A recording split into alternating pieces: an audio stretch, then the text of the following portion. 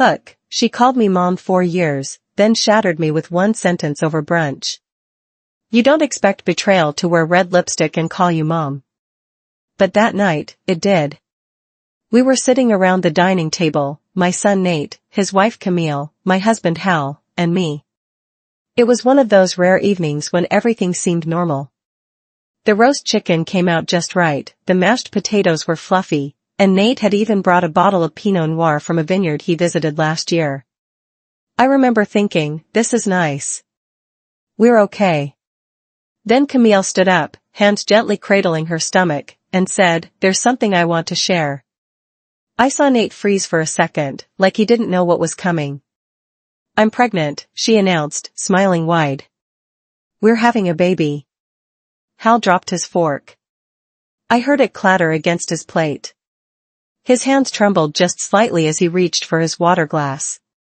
I noticed that. I always notice the small things. I smiled and stood to hug her.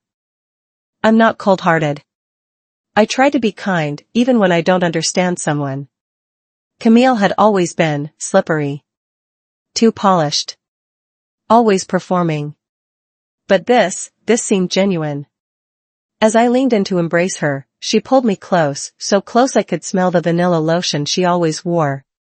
Then she whispered, low and deliberate, with a poison-sweet smile still plastered on her lips.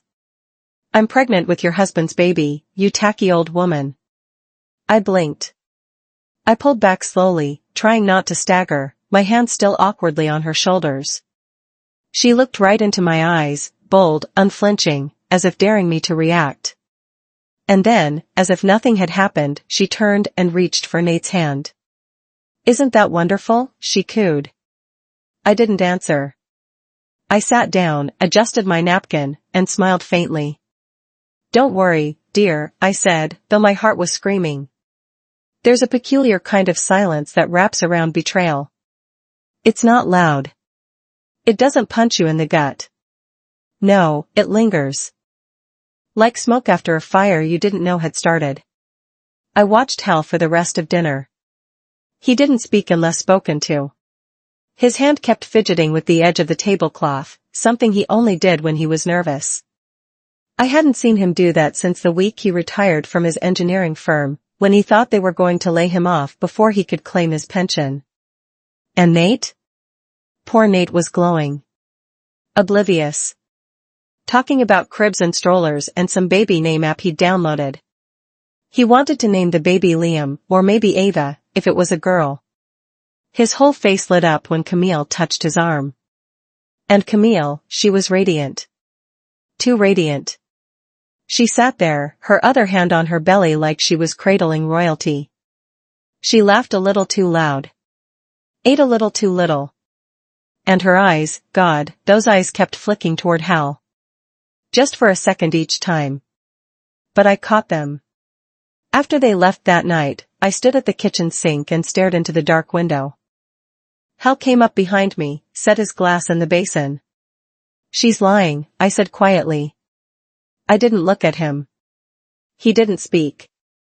Tell me she's lying. Still nothing. He ran a hand through his thinning silver hair, then turned and walked away. That night, I didn't sleep. I lay in bed beside him, eyes wide open, listening to his breathing. Steady. Too steady. I wanted to shake him awake and scream, how could you? But I didn't. I didn't because I wasn't ready for the answer. Because maybe, just maybe, he wasn't guilty of what Camille accused him of. Maybe she was sick. Or cruel. Or bored. Maybe it was a joke, a twisted little power play to unsettle me. She always had a taste for control. But what if she wasn't lying? What if the man I'd loved for 43 years, who held my hand through miscarriages and mortgages, who made me a homemade bookshelf on our 10th anniversary, what if he had betrayed me for a woman half my age, with a TikTok following and gym selfies and perfect teeth? What does a woman like me do with that kind of betrayal? The next morning, I made coffee like I always do. French press. 2 mugs. I poured his first. You didn't deny it, I said, sliding the cup across the counter. Hal picked it up, sipped, and stared out the window toward the backyard. She's lying, he said finally, voice gravelly. Then why didn't you say that last night? He didn't answer. Just kept looking at the azaleas blooming along the fence line. I need to know, Hal. I deserve that. He turned to me then, eyes rimmed red. I didn't touch her, Maggie. I swear to God. But she's not lying. I felt the floor tilt under me. What the hell does that mean? I mean, he said slowly, she is pregnant. But it's not mine. And she wants me to say it is. That was the moment I understood, Camille was playing a bigger game. And hell, he wasn't a cheater. He was a pawn. But why? Why would Camille do that? What was she trying to gain? Money? Power? Sympathy? I thought back to earlier signs. The new perfume she left in our guest bathroom. The silk robe she once accidentally left in our laundry room. The time she came over when Nate was out of town to help reorganize the spice rack. She wasn't trying to seduce Hal. She was trying to frame him. But why go through all this trouble? That question haunted me for days. Hal refused to say more. Said he'd handle it. That it was between them. Which made me furious. Them. There shouldn't even be a them. So I did what any retired teacher with too much time and too much rage would do, I started watching. Listening. Noting every detail. The next Sunday, they came over for brunch. Camille brought vegan blueberry muffins. Nate brought flowers. I noticed Camille wasn't wearing her usual jewelry. Just a simple chain. No wedding ring. That was new.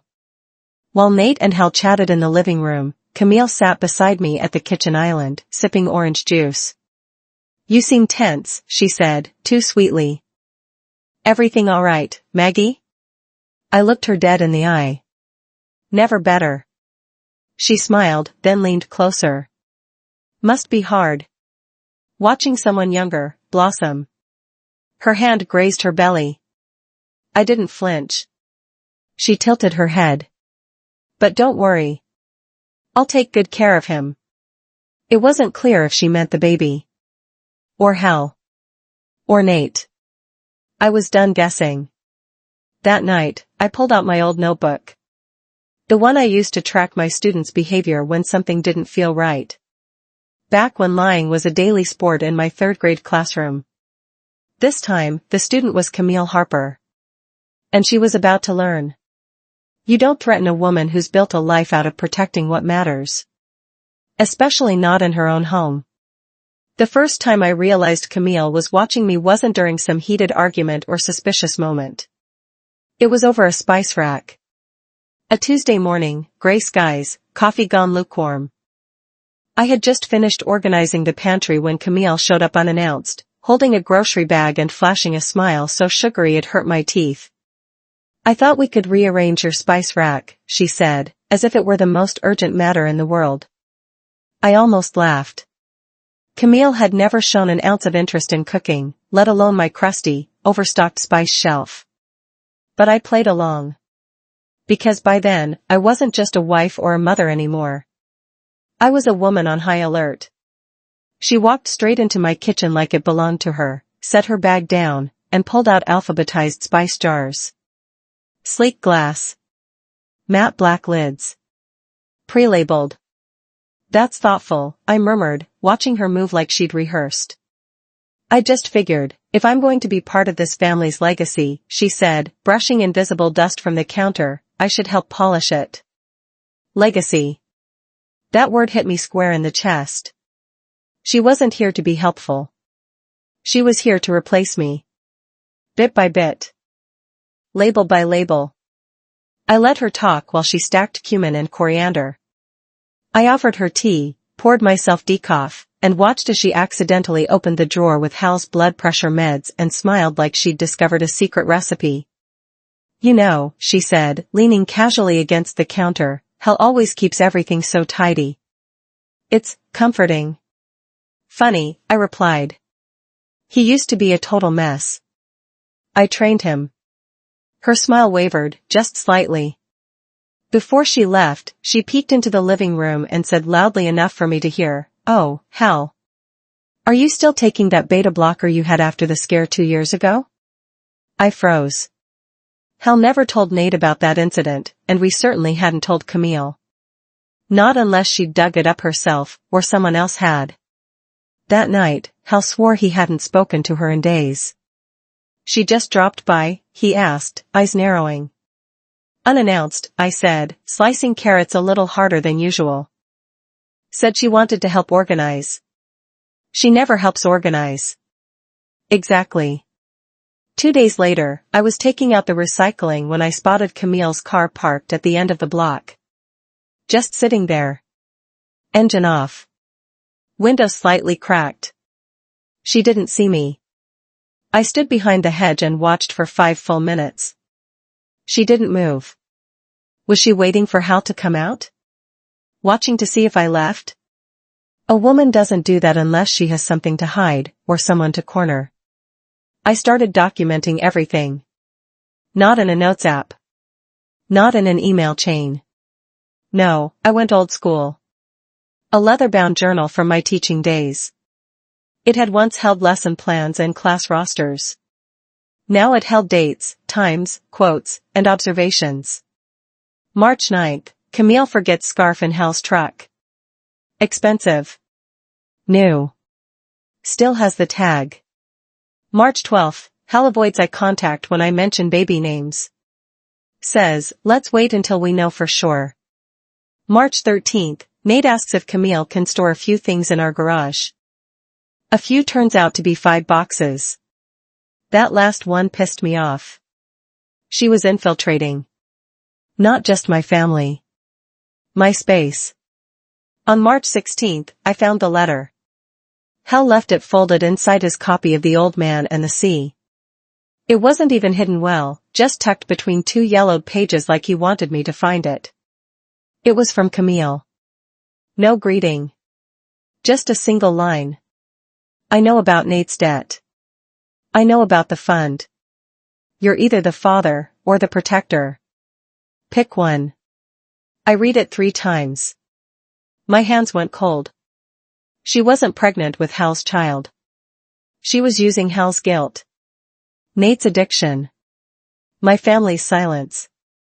She wanted leverage. And she'd found the perfect pressure point.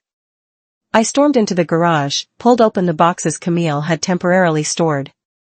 The first 2 held designer baby clothes with tags still on. Fine. Expected. The 3rd box held receipts, hundreds of them. Bank transfers. Checks signed by Hal. Cash deposits labeled family fund. It wasn't for the baby. It was for her. She'd been bleeding my husband dry, and Nate had no idea. I needed proof. Solid, objective, cold to the touch proof.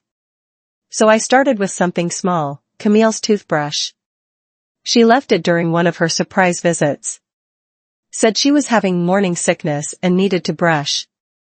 I bagged it the moment she left. 2 days later, I plucked a hair from Hal's comb. Then came the hard part, Eli. Eli was our landscaper. Mid-30s. Quiet. Kind. Always early. Never nosy. But a few weeks ago, I'd seen Camille talking to him by the shed. Too close. Laughing too loudly. Her hand brushed his arm longer than it needed to. I remembered thinking, odd. But I let it slide. Now, I didn't. I baked banana bread, his favorite, and brought it out to him while he trimmed the hedges. We talked about plants. Then I asked, casually, if he had a comb or brush he kept in the shed. "Yeah," he said. "For after I mow." "Why?" I smiled. "Just curious." "Mind if I take a peek?" He shrugged. "Help yourself, Ms. Lawson." Inside the shed, I found it. Black plastic. A few strands of his coarse, dark hair still caught in the bristles. Before I left, I asked him, just once. Eli, is Camille bothering you? He looked startled, then quickly said, No, ma'am. I tilted my head. You sure? His eyes flicked to the house, then back to me. She said if I talk too much, I'll lose this job. And others. He didn't elaborate. He didn't need to. The DNA test took 2 weeks. I told Hal I was visiting an old friend in Omaha. Instead, I drove to a private clinic 3 towns over, paid in cash, and handed over 3 labeled envelopes. I told the tech, no names. Just tell me if the alleged father matches. She nodded like she'd seen it all before. 2 weeks of pretending. 2 weeks of brunches and calls and Camille texting me baby name ideas. 2 weeks of Hal pacing at night, too afraid to ask what I was doing, and too ashamed to stop me. The envelope arrived on a Thursday. No ceremony. No seal. Just a plain white envelope with plain black letters. Probability of paternity, Hal Lawson, 0%. Probability of paternity, Eli Carter, 99.98%. I stared at those numbers until my vision blurred. Then I made a pot roast. Because that's what women like me do. We keep the hands busy while the world falls apart. That Sunday, I invited everyone for dinner. Same table. Same chairs. New truth. I placed the envelope in the center of the table before the plates. No names. No setup. Just the facts. Camille sat down last, glowing again in a cream dress, her hand on her belly like she was the Virgin Mary. We passed the rolls. We poured the wine. Then I said, Camille, dear. I had some questions. So I did a little checking. I slid the envelope toward her. You might want to read this before dessert. The moment Camille opened the envelope, the air in the dining room turned to ice. Not the kind you feel in winter. The kind that crawls beneath your skin when you realize the mask has slipped, yours, theirs, and maybe even God's. She looked at the paper like it was a grocery list. Then again. Slower. Her perfectly drawn brows twitched. Just once. But I saw it. You ran a DNA test, she asked, her voice still sugar-coated, but the sweetness was cracking like the glaze on a day-old donut. I took a sip of my wine and held her gaze. I did. Her lips parted, then shut. She folded the paper carefully, as if that could fold away the truth. Nate blinked, confused. What's going on? Camille turned to him, voice all wide-eyed panic. She's lying. She made this up to ruin me. She's always hated me, Nate. She wants you to herself. Hal stared into his plate like it might rewrite the ending if he just looked hard enough. I placed my fork down. I didn't fake a lab seal. I didn't invent a clinic. And I certainly didn't plant Eli's DNA on your toothbrush, Camille. Nate's color drained. Eli? Eli Carter?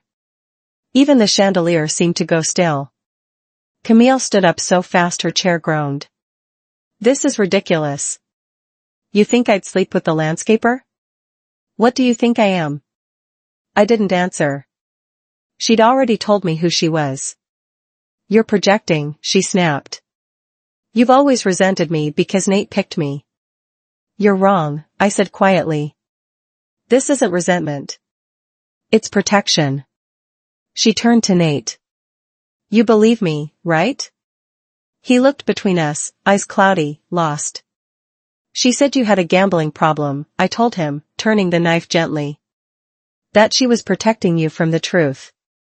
And in return, she'd protect herself. Camille's mask slipped again. Oh, come on. Like he didn't beg me to cover his debt. He was gambling your savings, Maggie. I sold my damn car for him.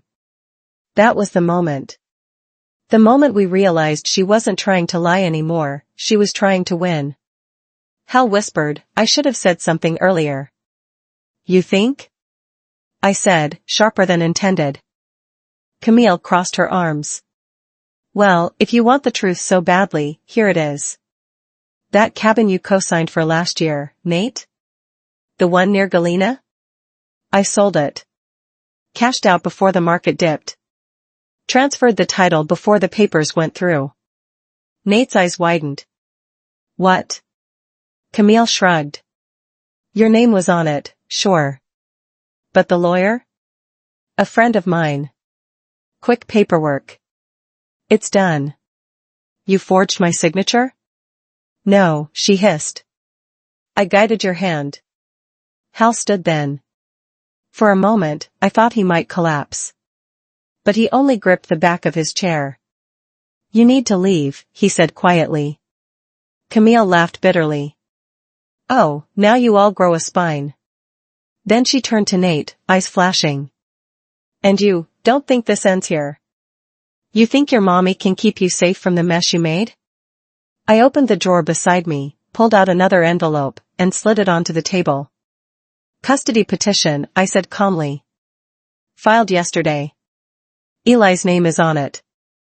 So is mine. He'll raise his child. And I'll help. Camille paled. You wouldn't. I already did. She grabbed her purse, knocking over a glass in the process. She didn't say goodbye. She just slammed the door behind her like a punctuation mark. The sound of her engine revving in the driveway rattled my bones. The house fell into silence. Nate stood still, his hand resting on the back of Camille's chair like he hadn't realized she was gone yet. Then, wordless, he walked into the den and shut the door. Hal looked at me from across the table.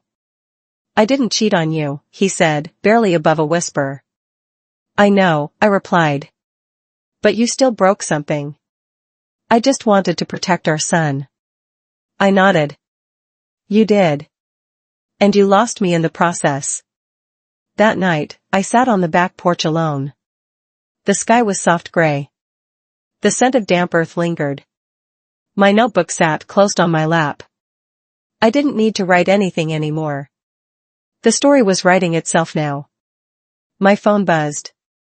It was Eli. I just heard. Thank you. For everything. I typed back slowly. Take care of your son. A few seconds later, he sent a photo. A grainy ultrasound, the tiny bean of a baby framed in white. Then another message. His name is Noah. The next morning, Nate came downstairs with eyes so red they barely opened. He made coffee like he was on autopilot. I'm sorry, he said finally. For everything. I didn't know. I didn't hug him. I didn't say it's okay. Because it wasn't. But I nodded. I'm going to therapy. Gambling recovery group. I've already signed up. I nodded again. If Eli wants to be in the baby's life, I won't fight it. I reached for his hand. Good. Because Noah deserves the truth. And a village. Weeks passed. Camille vanished.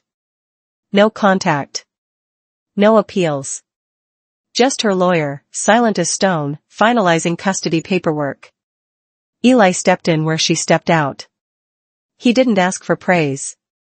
Just diapers. And time. And space to learn. I gave him all three. 3 months later, Nate told me he'd met someone. Her name was Rachel. She had warm eyes, laugh lines, and hands that smelled like rosemary because she helped her elderly neighbor garden. She didn't wear heels to impress. She wore sneakers to chase joy. The first time I met her, she brought over blueberry cobbler in a chipped dish. I watched her hold Nate's hand like she wasn't clinging to him, just grounding him. I liked her immediately. Then came the news they were expecting.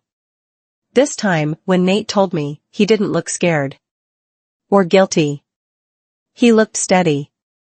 We sat on the porch that evening, Hal, Nate, Rachel, and me. Eli dropped by with Noah asleep in his carrier. He stayed for iced tea. For the first time in what felt like years, my house felt like a home again. Later, I held little Noah in my arms, his tiny fingers curled into mine. His eyes were wide open, dark, calm, watching. "You're not a mistake," I whispered, pressing my lips to his forehead. "You're a reckoning." There's a kind of silence that creeps into a house after the dust settles. When the shouting is done, the doors have stopped slamming, and all that's left is the echo of what people didn't say. That silence? It's the loudest damn thing in the world. We were living in it now. The baby was safe. Camille was gone. Nate had started rebuilding, and Eli had stepped in like a quiet, steady heartbeat. From the outside, everything looked better. But inside me, something still itched. Not like a wound. More like a scar that didn't heal right. Because here's the truth nobody tells you. You can win the battle and still feel ruined. One evening, I sat on the edge of the guest bed, which had once been Camille's room for a brief, toxic chapter, and stared at the empty dresser. Her lavender candle still sat half-burned on the nightstand. I hadn't touched it. Not because I missed her. But because I wasn't ready to pretend she'd never been here. That's the other thing no one tells you, betrayal doesn't disappear. It lingers in furniture, in mugs, in the way someone once folded your towels. Rachel invited us to a dinner party the next week. Her friends were lovely, organic wine types who compost and knew the names of every farmer at the Saturday market. Hal talked football with a dentist. Nate helped set the table. I tried to relax. I really did.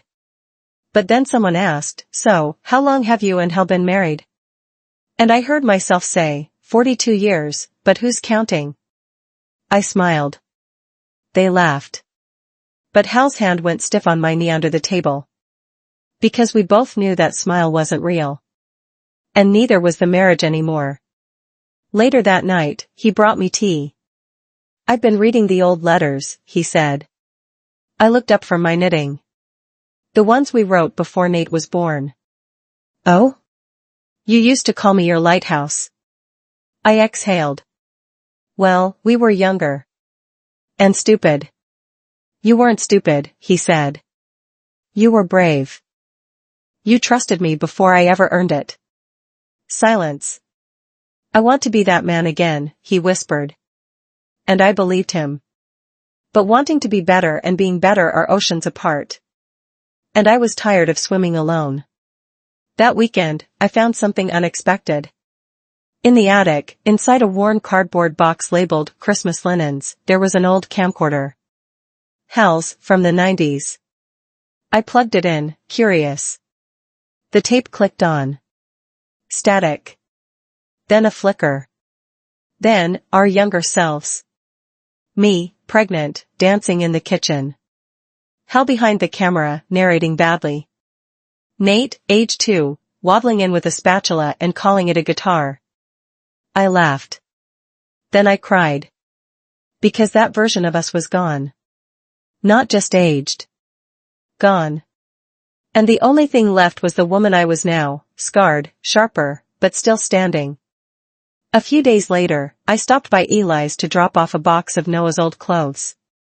Rachel had outgrown her nephew's stash, and I figured Eli could use the extra onesies. When I got there, Noah was crying. Eli looked exhausted, t-shirt inside out, Cheerios stuck to his sock. I picked Noah up without a word. He quieted instantly. Eli slumped into the couch and said, "You're magic." "No," I smiled. "Just old." He chuckled. "I'm not sure I was ready for any of this." "Neither was I said. "Motherhood doesn't come with instructions. Just trial, error, and a whole lot of praying." He looked up at me with eyes full of something I couldn't name. "Do you think I can give him what he needs?" "You're here, Eli. That's already more than some do." He blinked, then nodded slowly. "Thank you. For standing by me, when you could have hated me too." "I never hated you," I said. "But I hated what she made us all become." Rachel showed up unannounced one morning with donuts and a question. "Would you consider officiating our wedding?" I blinked. "You're asking me?" "I want the woman who taught Nate to ride a bike and bake pecan pie to stand with us." I paused. "I'm not a minister." You're better, she smiled. You're Maggie. I said yes. Because sometimes you say yes, even if your hands are still shaking from everything that came before. The night before the wedding, I found Hal sitting on the back porch with a suitcase beside him. I booked a cabin in Michigan. Just for a few days. I thought maybe we could go after the wedding. Talk. Be somewhere that isn't soaked in memories. I stared at the suitcase. Then at him. I don't know if I can forgive you, I said. I'm not asking for that. I'm asking for a chance to be the kind of man you could maybe want to forgive. That hit me. Because it wasn't an excuse. It was an offering. Nate and Rachel's wedding was held in our backyard, under the oak tree Hal planted the year Nate was born. There were fairy lights, mason jar candles, and more laughter than our home had heard in years. I officiated. I stood in front of 50 people and talked about love, not the perfect kind, but the kind that endures storms and learns how to bail water together. Rachel cried. Nate held her hand like it was a lifeline. And when they kissed, the wind picked up like nature itself approved. Later that night, after the last champagne bottle had been emptied and Eli had taken Noah home to sleep, I found myself standing barefoot in the grass under that same tree. Hal joined me. I never said thank you, he murmured. For not letting Camille ruin everything. I shook my head. She didn't ruin it. She just revealed it. And that's the thing, isn't it? Sometimes, the worst people show you what was broken long before they arrived. We left for Michigan 2 days later. The cabin was nothing fancy, wood-paneled walls, a sagging couch, a fireplace that smoked a little too much. But it was quiet. And honest. Hal and I cooked together. Watched old westerns. Talked. Really talked. One night, we sat on the dock. I could hear frogs calling somewhere across the lake. He turned to me. Do you still love me? I looked up at the stars before I answered. I love the man I believed in. And I'm learning to love the man who's still showing up. He nodded, looking away. It wasn't just Camille I failed you with, he said. It was all the years I thought loyalty was enough, when what you needed was presence. That landed deeper than he knew. I reached for his hand. Presence starts now. Before we left, I wrote a letter to myself and buried it under a birch tree behind the cabin. You're not broken, Maggie. You were tested. You bent. But you didn't break. That's enough. I still don't know what woke me. The cabin was dark, Hal breathing soft beside me, the lake silent. But something had stirred in me. Something raw and urgent. I slipped out from under the quilt, pulled on Hal's flannel, and stepped outside barefoot into the cold, damp grass.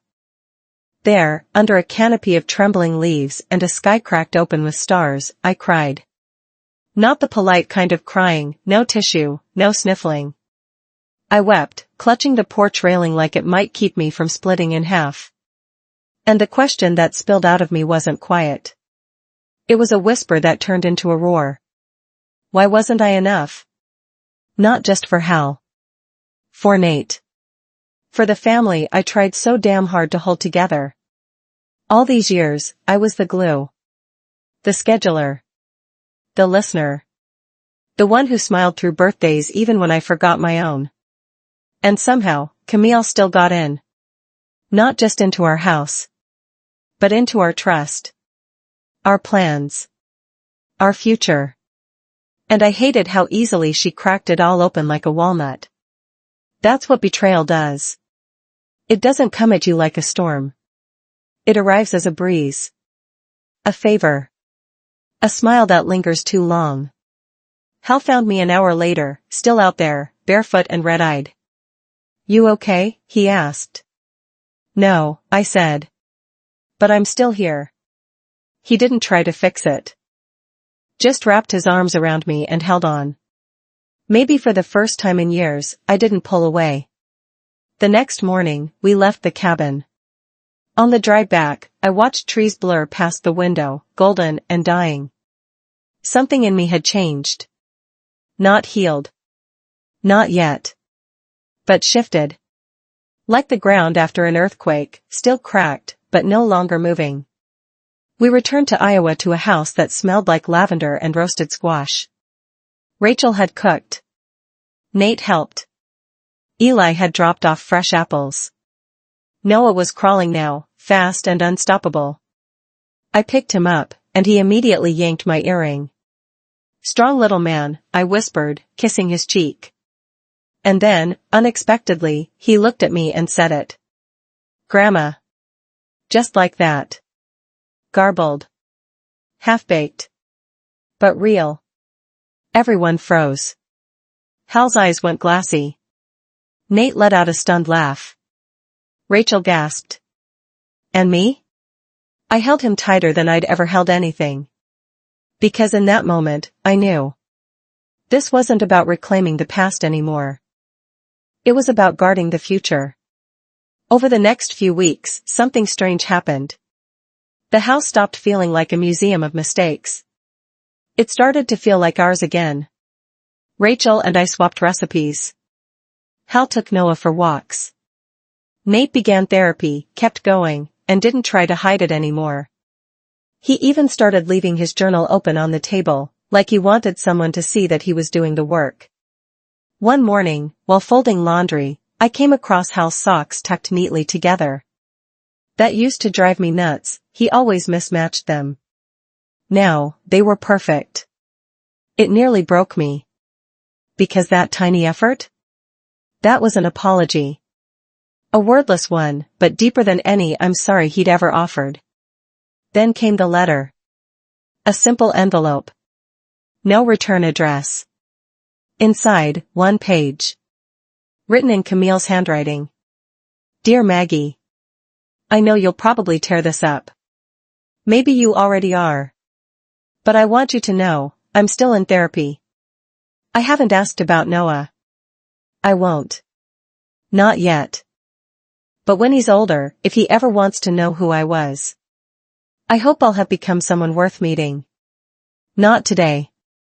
Maybe not even soon. But someday. I'm sorry. And thank you. Camille. I read it 3 times. Then I folded it and placed it in the back of the kitchen drawer. Not in the trash. But not near the family photo wall either. Somewhere between forgiven and forgotten. That afternoon, I sat in the rocker, watching Noah nap on the rug, the soft whir of the ceiling fan above us. Hal came in with a glass of lemonade. Set it down without a word. I might never say the words you want to hear, I told him. Because I don't know if I believe in tidy endings. He nodded. I don't either, he said. But I believe in today. I looked down at the baby. His chest rising and falling, fingers twitching in a dream I'd never know. I believe in him, I said. Hal pulled a chair beside me. Then maybe that's enough. I write less these days. Not because there's less to say. But because now, I don't need to capture everything to survive it. Sometimes healing isn't a miracle. It's a quiet Tuesday where nothing falls apart. So now I ask you. Yes, you, listening to this story or reading it from your porch, your car, or your quiet bedroom. What would you do if the person who tore your family apart asked for forgiveness, not with words, but with change? Would you open the door? Would you wait? Would you forgive? I still don't know if I could. But I know I'm trying. And sometimes, trying has to be enough.